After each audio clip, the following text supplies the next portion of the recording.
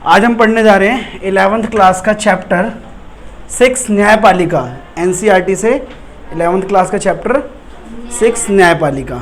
ठीक है, तो न्यायपालिका से अभिप्राय क्या है, न्यायपालिका कितने प्रकार की होती है, ठीक है, हमें स्वतंत्र न्यायपालिका क्यों चाहिए, ठीक है, इस तरह के कुछ विषयों को हम इसमें पढ़ेंगे। न्यायपालिका के क्या क्या क्षेत्राधिकार हैं, न्यायपालिका के जो न्यायाधीश हैं उनकी नियुक्ति कैसे होती है, न्यायपालिका की शक्तियाँ क्या क्या हैं, ठीक है, इन सभी विषयों को हम इसमें पढ़ेंगे। आइए शुरू करते हैं। तो न्यायपालिका से क्या अभिप्राय है, न्यायपालिका से क्या अभिप्राय है, तो न्यायपालिका को विभिन्न व्यक्तियों के आपसी विवादों को सुलझाने वाली संस्था के रूप में देखा जाता है। तो न्यायपालिका को किस रूप में देखते हैं हम, विभिन्न व्यक्तियों के बीच के जो आपसी विवाद होते हैं, लड़ाई झगड़े होते हैं ना, आपराधिक मामले होते हैं, इन सबको सुलझाने वाला एक संस्था माना जाता है।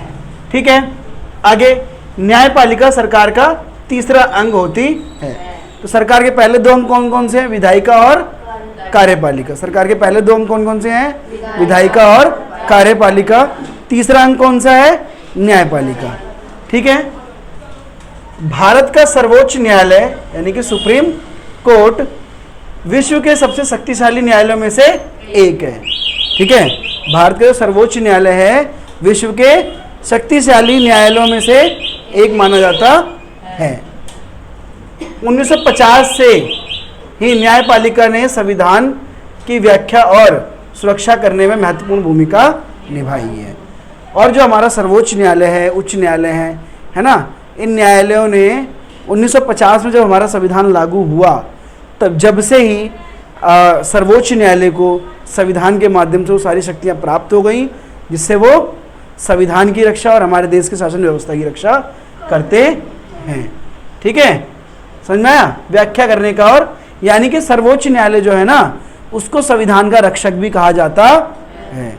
ठीक है, संविधान का रक्षक किसको बोलते हैं, सर्वोच्च न्यायालय को, हमारे देश की न्यायपालिका को।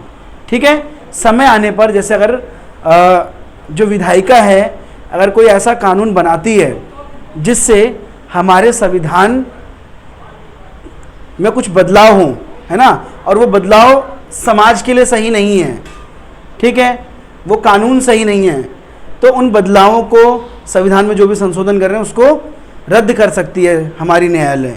क्या कर सकती है, उसको रद्द कर सकती है। तो इसीलिए हम कहते हैं कि हमारे संविधान का रक्षक कौन है, न्यायालय, सर्वोच्च न्यायालय।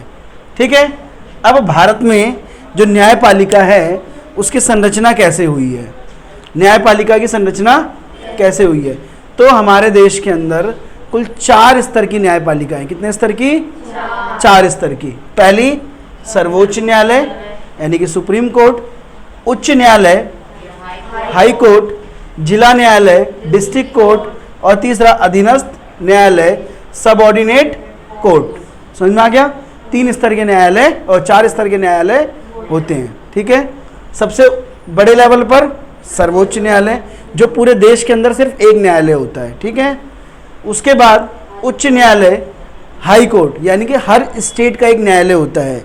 कहीं कहीं पर ऐसा भी है कि 2 स्टेट का एक ही न्यायालय है। ठीक है, लेकिन ये स्टेट में कार्य करता है। ठीक है, स्टेट के विवादों को निपटाता है। फिर होता है जिला न्यायालय, एक डिस्ट्रिक्ट के अंदर एक न्यायालय होता है। ये भी कहीं कहीं पर ऐसा है कि 2 डिस्ट्रिक्ट का भी एक न्यायालय है। ठीक है, अगला है हमारा अधीनस्थ न्यायालय, सबसे निचले स्तर का न्यायालय। ठीक है, तो ये 4 स्तर के न्यायालय हो गए। समझ में आ गया आपको। हाँ, अब देखते हैं आगे भारत का जो सर्वोच्च न्यायालय है, अब उसके बारे में हम थोड़ा सा जानेंगे। सर्वोच्च न्यायालय पहले जो सबसे ऊपरी न्यायालय है उसके बारे में। ठीक है, तो इसके फैसले सभी अदालतों को मानने पड़ते हैं। यानी कि सर्वोच्च न्यायालय ने जो भी फैसला ले लिया, ठीक है, तो उस फैसले को किसी भी न्यायालय में चुनौती नहीं दी जा सकती है।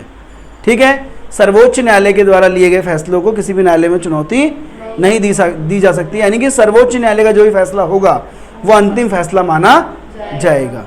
ठीक है, अगला, इसके द्वारा लिए गए फैसले किसी अन्य न्यायालय में चुनौती नहीं दी जा सकती। समझ में आ गया। यह उच्च न्यायालय के न्यायाधीशों का तबादला कर सकता है, ठीक है, यह उच्च न्यायालय के न्यायाधीशों का तबादला कर सकता है, साथ साथ उच्च न्यायालय में चल रहे किसी भी मुकदमे को अपने पास मंगवा सकता है, ठीक है। साथ साथ इसका और क्या कार्य है, सर्वोच्च न्यायालय का और क्या कार्य है, और ये कार्य कि अगर दो राज्यों के बीच का अगर कोई विवाद है उसको भी कौन निपटाता है, सर्वोच्च न्यायालय।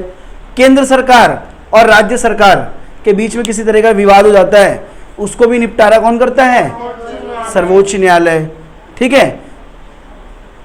इस तरह के सभी विवादों का निपटारा कौन करता है, सर्वोच्च न्यायालय। और एक बात मैंने आपको बता दी कि सर्वोच्च न्यायालय ही हमारे संविधान का रक्षक है, ठीक है, सर्वोच्च न्यायालय को संविधान का रक्षक भी कहा गया है, ठीक है।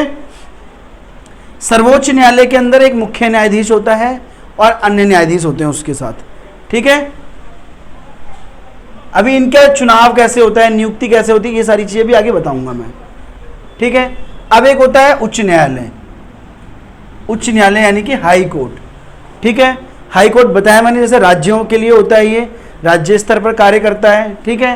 तो निचली अदालतें कौन कौन सी हैं, डिस्ट्रिक्ट कोर्ट है ना, तो निचली अदालतों के फैसले पर सुनवाई कर सकता है। अगर निचली अदालत ने किसी विषय पर फैसला सुना दिया है, ठीक है, तो उस फैसले के खिलाफ उच्च न्यायालय में, हाई कोर्ट में अपील की जा सकती है और उस अपील पर सुनवाई करने का अधिकार उच्च न्यायालय के पास है, ठीक है। मौलिक अधिकारों को बहाल करने के लिए रिट जारी कर सकता है, ठीक है। राज्य के क्षेत्राधिकार में आने वाले सभी मामलों पर सुनवाई कर सकता है, ठीक है। एक राज्य के अंतर्गत आने वाले सभी मामलों पर सुनवाई कौन करता है, हाई कोर्ट यानी कि उच्च न्यायालय करता है, ठीक है। राज्य के अंदर किसी भी तरीके का विवाद होगा, चाहे सरकार के आपसी विवाद क्यों ना हो, सरकार के अंदर कोई विवाद क्यों ना, सरकार कोई कानून ऐसा बना रही है राज्य सरकार, है ना, जो जनता के हित में नहीं है, उसको भी रद्द करने का काम उच्च न्यायालय कर सकता है, ठीक है। अपने अधीनस्थ अदालतों का पर्यवेक्षण और नियंत्रण कर सकता है, ठीक है। इसके जो नीचे के जितने भी अदालतें हैं, ठीक है, उनका ये क्या कर सकता है, पर्यवेक्षण कर सकता है, यानी कि उन पर नियंत्रण कर सकता है और उनकी जांच पड़ताल कर सकता है कि ये ठीक से कार्य कर रहे हैं या नहीं कर रहे हैं। समझ में आया? हाँ, यानी कि जैसे उसमें कोई केस चल रहा है ना, लग रहा है कि ये ठीक से सुनवाई नहीं कर रहे हैं, तो उसको अपने पास बुला सकता है, उस केस को अपने पास मंगा सकता है, ठीक है। ये सारे काम किसके हैं, उच्च न्यायालय के। अब है हमारा इससे नीचे जिला न्यायालय यानी कि डिस्ट्रिक्ट कोर्ट। कौन सा कोर्ट है, डिस्ट्रिक्ट कोर्ट। जिले में दायर मुकदमों की सुनवाई करता है, ठीक है, जिले में दायर मुकदमों की सुनवाई करता है और गंभीर किस्म के आपराधिक मामलों पर फैसला लेता है। साथ साथ एक डिस्ट्रिक्ट के अंदर जो भी आपराधिक मामले होते हैं उन सब पर सुनवाई करने का कार्य किसका है, उच्च न्यायालय, डिस्ट्रिक्ट कोर्ट का। और अगर किसी भी वजह से, है ना, उस मामले में सुनवाई नहीं हो पाती है ना, तो उस स्थिति में वो केस कहाँ पहुँच जाता है, उच्च न्यायालय के पास पहुँच जाता है। लेकिन सबसे पहले यहीं जाता है, ठीक है, डिस्ट्रिक्ट न्यायालय में। अगला है हमारा अधीनस्थ न्यायालय, सबऑर्डिनेट कोर्ट। अधीनस्थ न्यायालय, सबऑर्डिनेट कोर्ट। इसमें दो तरह के मामले होते हैं, एक फौजदारी और दूसरा दीवानी। फौजदारी और दीवानी, है ना। तो ये किस तरीके के मामले हैं, फौजदारी और दीवानी किस तरीके के मामले हैं। तो देखो, जो फौजदारी है, फौजदारी मतलब जैसे हत्या का मामला हो गया, ठीक है, मारपीट का मामला हो गया, डकैती का मामला हो गया, बलात्कार का मामला हो गया, हमले का मामला हो गया, है ना, और जाली नोट बनाना, इन सभी तरह के जो मामले हैं, है ना, ये मामले कहाँ जाते हैं, फौजदारी के तहत अधीनस्थ न्यायालय में जाते हैं, ठीक है। अधीनस्थ न्यायालय इनकी सुनवाई करता है। दीवानी क्या होता है, दीवानी किस्म के मामले, जिसमें व्यक्ति के अधिकार, जिसको सिविल भी बोलते हैं, कौन सा, सिविल, दीवानी सिविल मामले, यानी कि जनता से संबंधित, आम नागरिकों से संबंधित। तो कौन से होंगे, व्यक्तियों के अधिकार से संबंधित। पारिवारिक विवाद हो सकते हैं, है ना, पारिवारिक विवादों के लिए अलग अलग कोर्ट बनाए गए कि नहीं बनाए गए, है ना, इन सबको सुलझाने के लिए, और संपत्ति का हस्तांतरण के लिए। ठीक है, तो ये मामले किसमें आते हैं, दीवानी मामले होते हैं। ठीक है, इनके लिए दीवानी और फौजदारी मामलों के लिए कौन है, अधीनस्थ न्यायालय। ठीक है, ये कार्य करता है। तो यहाँ तक समझ में आ गया, है ना। न्यायालय 4 प्रकार के होते हैं, कौन कौन से, उच्च न्यायालय, सर्वोच्च न्यायालय, उच्च न्यायालय, जिला न्यायालय और अधीनस्थ न्यायालय। सबके अपने अपने स्तर के कार्य हैं। ठीक है, अब इसके बाद हम पढ़ेंगे हमें स्वतंत्र न्यायपालिका क्यों चाहिए। भारत के अंदर न्यायपालिका क्या है, स्वतंत्र है, तो स्वतंत्र न्यायपालिका क्यों बनाई गई। अब हम पढ़ेंगे हमें स्वतंत्र न्यायपालिका क्यों चाहिए। अब हम क्या पढ़ेंगे, हमें स्वतंत्र न्यायपालिका क्यों चाहिए। तो दुनिया के हर समाज में व्यक्तियों के बीच में क्या होते हैं, आपसी मतभेद, लड़ाई झगड़े होते रहते हैं। सरकार के बीच में भी क्या होते हैं, विवाद होते रहते हैं, है ना। यानी कि एक व्यक्ति का सरकार से भी विवाद हो सकता है नहीं हो सकता। हाँ, राज्य का आपस में राज्य का विवाद हो सकता है नहीं हो सकता।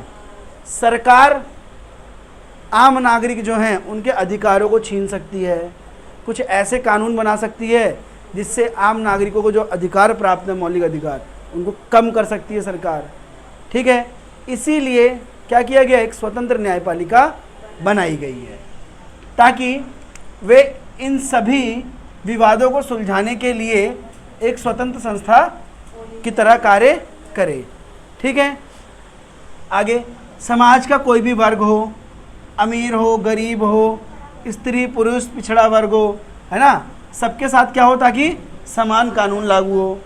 ठीक है, क्या हो, सबके लिए समान कानून लागू हो, किसी के भी साथ भेदभाव ना हो। ऐसा ना हो कि मान लो कोई राजनीतिक व्यक्ति है, कोई बहुत बड़ा राजनीतिक नेता है, ठीक है, पॉलिटिशियन है कोई बड़ा, ठीक है, अब उसने क्या किया, एक मर्डर कर दिया। क्या किया, ठीक है, या रात को उसने डिवाइडर पर सोए लोगों के ऊपर गाड़ी चढ़ा दी। ठीक है, तो उस स्थिति में ऐसा ना हो कि वो एक ऊंचे पद पर है तो अपने पद की, अपने शक्तियों का प्रयोग करते हुए, ठीक है, अपनी सज़ा को कम करा ले। अगर न्यायपालिका स्वतंत्र नहीं होगी तो क्या करेगा, राजनीतिक दबाव डलवाकर अपनी सज़ा को कम करा लेगा या बरी हो जाएगा, वो उस सज़ा को ही नहीं पाएगा।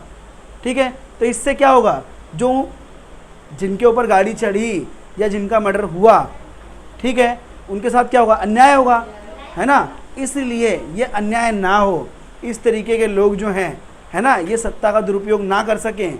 ठीक है, इसके लिए क्या किया गया, स्वतंत्र न्यायपालिका की स्थापना की गई है और होनी भी चाहिए। न्यायपालिका व्यक्ति के अधिकारों की क्या करता है, रक्षा करता है ना, और कानून की सर्वोच्चता को सुनिश्चित करता है। यानी कि हमारे देश के अंदर कोई कितना ही बड़ा व्यक्ति क्यों ना हो, कितना ही अमीर क्यों ना हो, कितने ही बड़े पद पे क्यों ना बैठा हो, चाहे प्रधानमंत्री क्यों ना हो, ठीक है, अगर वो किसी भी तरीके का गुनाह करता है तो उसको न्यायपालिका के द्वारा उसको सज़ा दी जाएगी। ठीक है, समझ में आ गया, ये सुनिश्चित करता है। न्यायपालिका यह सुनिश्चित करती है कि लोकतंत्र की जगह किसी एक व्यक्ति समूह का तानाशाह ना हो जाए। ठीक है, यानी कि भारत में लोकतांत्रिक व्यवस्था है, चुनाव होते हैं, सब चीज़ें होती हैं, तो ऐसा ना हो कि जो भी सरकार है वो तानाशाही सरकार ना बन जाए और संविधान को पूरी तरह बदल दे। ऐसा ना हो सके, इसलिए न्यायपालिका का स्वतंत्र होना जरूरी है। इसके लिए यह जरूरी है कि न्यायपालिका को किसी भी राजनीतिक दबाव से मुक्त रखा जाए। ठीक है, इससे क्या है कि राजनीतिक दबाव नहीं होगा तो न्यायपालिका स्वतंत्र रूप से अपना कार्य कर सकेगी। ठीक है, आगे है, इसलिए भारतीय संविधान एक स्वतंत्र न्यायपालिका का गठन करती है ना। भारत में न्यायपालिका बिना किसी दबाव के कार्य करती है और फैसले ले सकती है। समझ में आ गया? यानी कि भारत की जो न्यायपालिका वो क्या है, बिना किसी दबाव के फैसले ले सकती है। अब हमने पढ़ लिया, समझ लिया, लेकिन अब ये भी तो हमें पता चलना चाहिए ना कि संविधान में न्यायपालिका को किस तरीके के अधिकार प्राप्त हैं जिससे वह स्वतंत्र है। संविधान में कुछ बातें लिखी गई होंगी कि इन आधारों पर हम न्यायपालिका को स्वतंत्र रखा गया है। ठीक है, अब देखते हैं हम भारतीय संविधान के द्वारा न्यायपालिका की स्वतंत्रता। अभी तक तो हम कह रहे थे कि हमें एक स्वतंत्र न्यायपालिका चाहिए, अब स्वतंत्र न्यायपालिका बनी है ना, तो उसके लिए क्या क्या प्रावधान किए गए हैं संविधान के अंदर, उसके लिए क्या क्या प्रावधान किए गए हैं जिससे हम कह सकते हैं कि भारत की जो न्यायपालिका है वो स्वतंत्र है। तो क्या क्या प्रावधान है देखो, न्यायाधीशों की नियुक्तियों में किसी का भी हस्तक्षेप नहीं होता, राजनीतिक हस्तक्षेप नहीं होता, जैसे विधायिका का हस्तक्षेप नहीं होता है। ठीक है, यानी कि संसद का कोई हस्तक्षेप उसमें नहीं है। डायरेक्ट राष्ट्रपति के द्वारा, किसके द्वारा? राष्ट्रपति के द्वारा, ठीक है, न्यायाधीशों की नियुक्ति की जाती है और सिर्फ उसी व्यक्ति की नियुक्ति होती है, सिर्फ उसी व्यक्ति की नियुक्ति होती है जो वकालत का ज्ञान रखता हो, उसने वकालत की हुई हो, या जैसे सर्वोच्च न्यायालय का न्यायाधीश के पद पर किसी की नियुक्ति करनी है तो पहले वो उच्च न्यायालय का न्यायाधीश रहा हो, है ना। इस तरह से नियुक्तियां होती हैं। आगे देखो, नियुक्तियों में दलगत राजनीति का कोई भूमिका नहीं होती है ना, बताया जैसे मैंने, राजनीति का यानी संसद का किसी तरीके का इंटरफेयर नहीं रहता उसके अंदर। सिर्फ उन्हीं व्यक्तियों की नियुक्ति होगी जिन्हें वकालत का अनुभव होगा, कानून का अनुभव होगा, कानून के बारे में जानकारी होगी।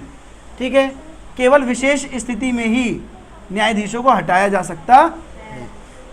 भारतीय संविधान के अंदर न्यायाधीशों के लिए एक और विशेष प्रावधान किया गया है कि इनको हटाने की प्रक्रिया जो है वो बहुत कठिन है, ताकि मान लीजिए किसी बड़े व्यक्ति के ऊपर कोई आपराधिक मामला है, ठीक है, किसी बड़े व्यक्ति के ऊपर या बड़े पद पर बैठे व्यक्ति के ऊपर कोई आपराधिक मामला, जैसे हो सकता है भारत का प्रधानमंत्री हो, राष्ट्रपति हो, है ना, या फिर कोई सांसद हो, कोई मंत्री हो, है ना, या देश का कोई बड़ा अमीर आदमी हो। ठीक है, अगर ऐसे व्यक्तियों पर कोई आपराधिक मामला है तो अगर न्यायालय के न्यायाधीश को हटाने की प्रक्रिया आसान होगी, है ना, तो आसानी से वो इनको हटवा देगा और अपने पक्ष में फैसले करवा लेंगे। इसीलिए न्यायाधीशों को हटाने की प्रक्रिया इतनी कठिन रखी गई है ताकि आसानी से इनको हटाया ना जा सके और न्यायपालिका स्वतंत्र रूप से अपना कार्य कर सके। ठीक है, किसी भी तरीके का हस्तक्षेप इनके कार्य में ना हो। ठीक है, साथ साथ और क्या है, इनके कार्यकाल को भी सुनिश्चित किया गया है। इनके कार्यकाल को भी कम या ज़्यादा नहीं किया जा सकता है। कार्यकाल कम या ज़्यादा करने पर भी क्या होगा, राजनीतिक प्रभाव पड़ सकता है ना इन पे। इसलिए कार्यकाल की सुरक्षा के कारण न्यायाधीश बिना किसी भेदभाव के, है ना, अपना कार्य स्वतंत्र रूप से कर सकते हैं। ठीक है, आगे संविधान में न्यायाधीशों को हटाने के लिए क्या किया गया है, बहुत कठिन प्रक्रिया रखी गई है। वो कठिन प्रक्रिया क्या है, महाभियोग की प्रक्रिया। कौन सी प्रक्रिया है,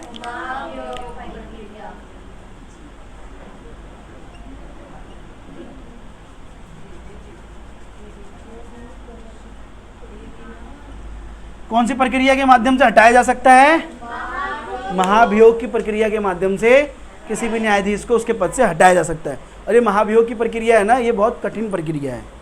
ठीक है, बताऊंगा आगे महाभियोग क्या होता है। ठीक है, तो इस कठिन प्रक्रिया के द्वारा ही न्यायाधीशों को उसके पद से हटाया जा सकता है, जिससे कारण ये जो व्यवस्था है हटाने की, ये इतनी कठिन है जिससे इन पर किसी प्रकार का दबाव नहीं बनाया जा सकता है।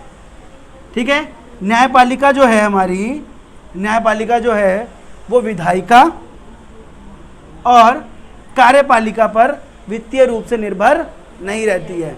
सैलरी को लेके, है ना, या इनके ऑफिस में जो अधिकारी काम करते हैं न्यायालय में, वो किसी भी तरीके से संसद पर या कार्यपालिका पर निर्भर नहीं होते। इनका स्वतंत्र वित्तीय व्यवस्था होती है।